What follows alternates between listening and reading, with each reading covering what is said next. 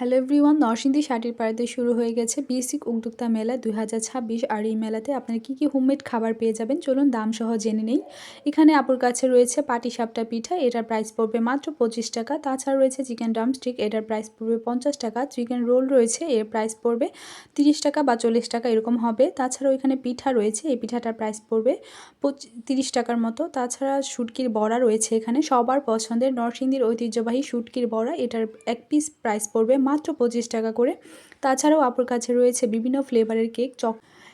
তো বিভিন্ন ফ্লেভারের চকলেটের মধ্যে চকলেট কেকটা আমার কাছে বেশ ভালোই লেগেছে, আমি এটা খেয়েছিলাম। আর চিকেন রোলটা আমার কাছে বেশ ভালো লেগেছে। তো বাকিগুলো আমি ট্রাই করিনি, যেগুলো ট্রাই করছি সেগুলোর রিভিউ আমি নিজ থেকেই করেছি। আর আপু হচ্ছে এখন পাটিসাপটা পিঠা আমার সামনেই বানাচ্ছে। পাটিসাপটা পিঠা কি এখানে বানাই দেন? গরম গরম সাথে সাথে নেন। আর আপু এখানে নিজে হচ্ছে পাটিসাপটা পিঠা আমাদের সামনেই তৈরি করে দিচ্ছিল। তো আপু বাকিগুলো যতটুকু সম্ভব পেরেছে বাসা থেকে রেডি করে নিয়ে আসছে। আর পাটিসাপটা পিঠা এখানে একদম আমার চোখের সামনে গরম গরম করে আপু হচ্ছে বানিয়ে নিচ্ছে। ভিতরে মালাই দিয়ে হচ্ছে এই পাটিসাপটা পিঠাটা তৈরি করা হয়।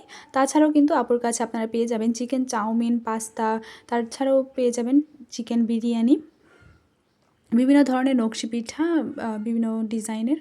তাছাড়াও অনেক হোমমেড আইটেম কিন্তু আপুর কাছে রয়েছে। আর এখানে যে বক্সগুলো দেখতে পাচ্ছেন চকলেট কেকের, এগুলো হচ্ছে ছোটো সাইজের বক্স পেয়ে যাবেন আপনারা মাত্র 110 টাকায়। আর বড় সাইজের বক্সটা পেয়ে যাবেন প্রায় 250 টাকার মধ্যে।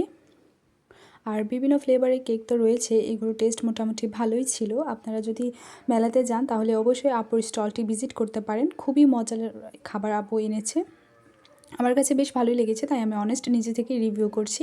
তাছাড়াও আপনারা মেলাতে পেয়ে যাবেন চিকেন মোমো।